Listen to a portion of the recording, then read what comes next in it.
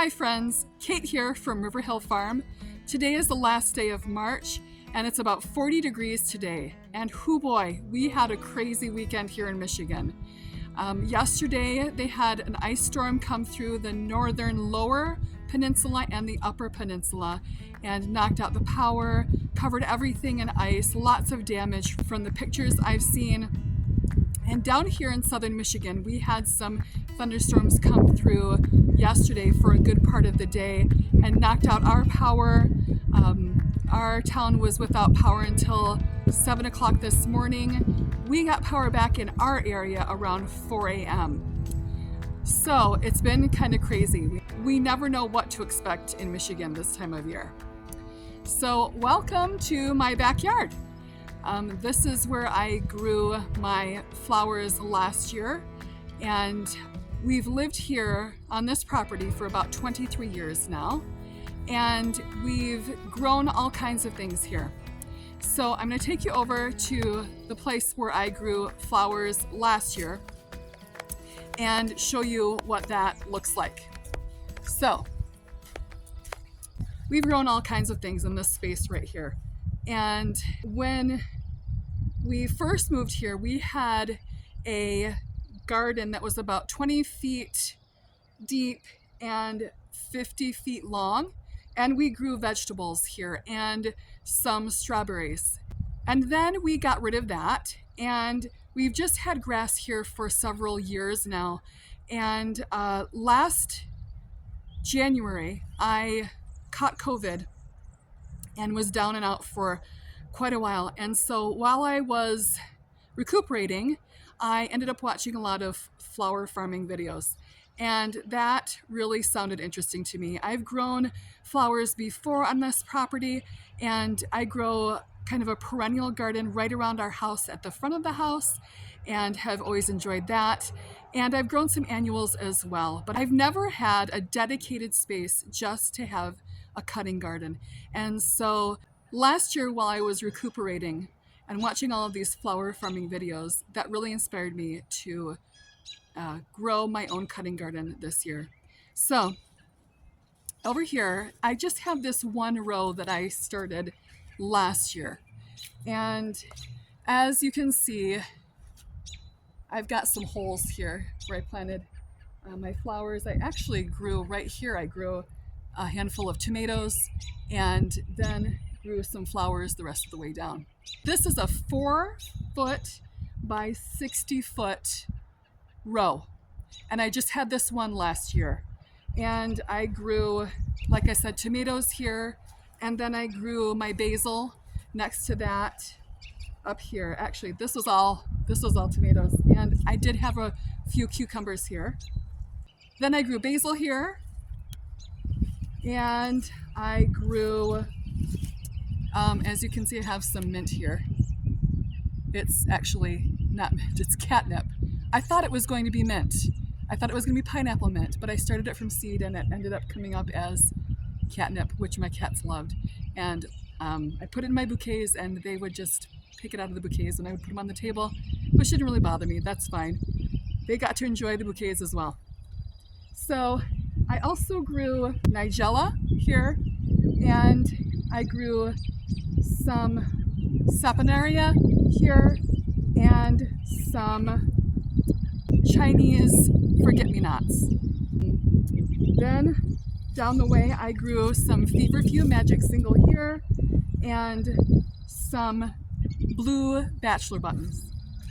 I grew xeranthemum in this area, and let's see, what else did I grow here? I grew some things, oh, right, saponaria. I think this was a little bit of that right there. I started my saponaria too early and it got leggy and kind of flopped over. And I didn't get much harvest from that. But down the way, I grew cosmos in this area right here. I grew all different kinds of cosmos. And then I grew zinnias in this area down here towards the end. So I grew all those flowers last year in this little space.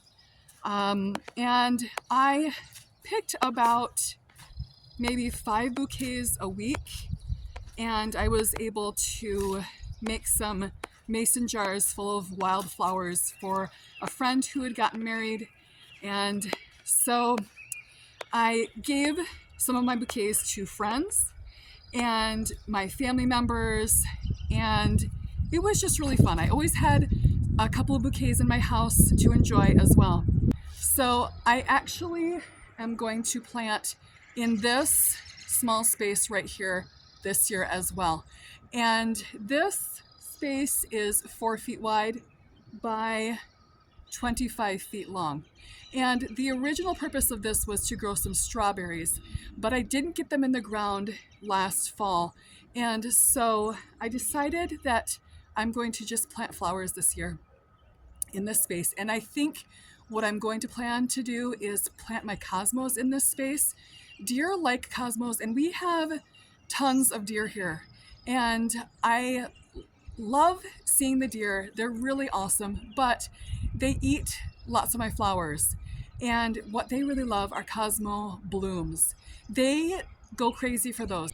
I had grown cosmos in the back of that row, and the deer would reach through the bird netting and grab them and get them. And so as you can see, I've got these hoops here. These are just 10 feet by ½ inch PVC Charlotte pipes, and I put them over fiberglass garden stakes, and then I draped bird netting over that. And I used the, ooh, I got a little ribbon with that one. I used these clips to hold the bird netting in place, and they would clip right on to my hoops like this and keep the bird netting in place. But they got tangled up in the bird netting quite a bit, and I am going to rethink that this year. I've got a couple of ideas of what I'm going to do differently about that this year, but that didn't work out so well. And the deer still got to my cosmos, and they ate my tomatoes, the little stinkers.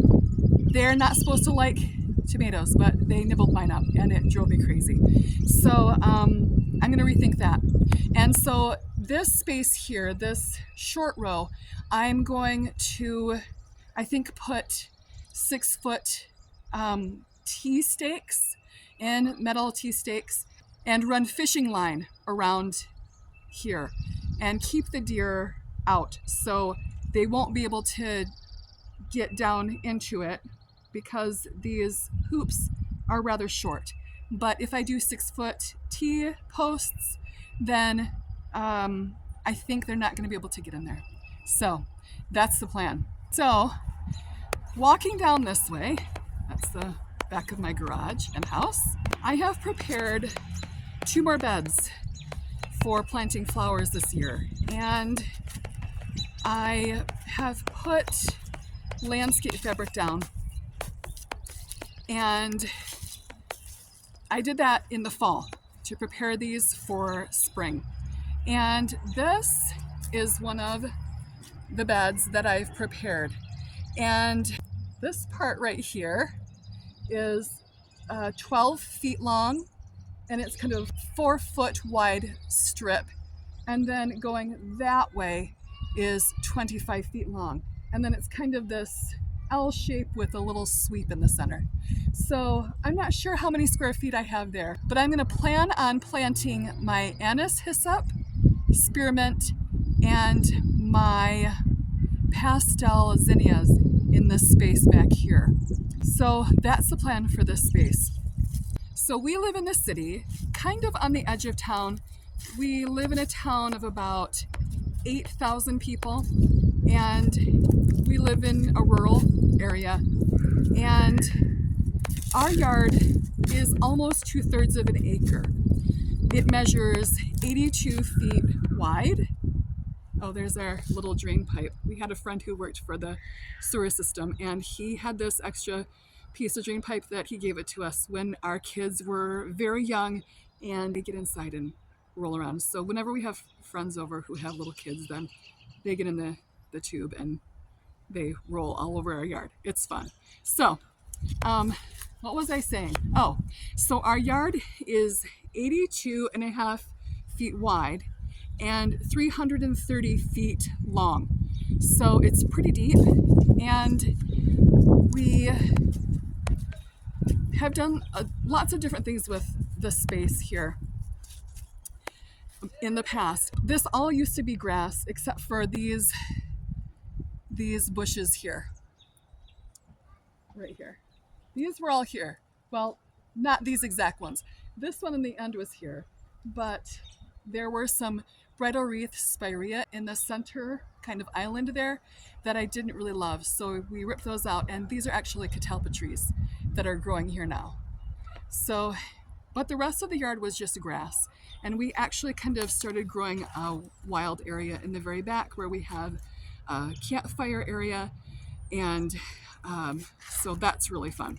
But this space that I'm coming up on, I've also prepared for, you can see it starts back here, and I prepared this for planting flowers as well.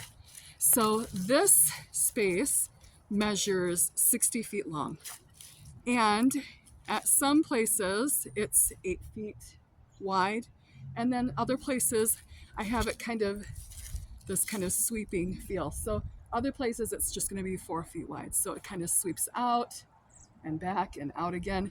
And this space I'm going to plant some perennials in, and also some annuals. But the problem with this space is, you can see here, these trees all along here are walnut trees, and all parts of them have this toxic substance called juglone, and it's in their roots.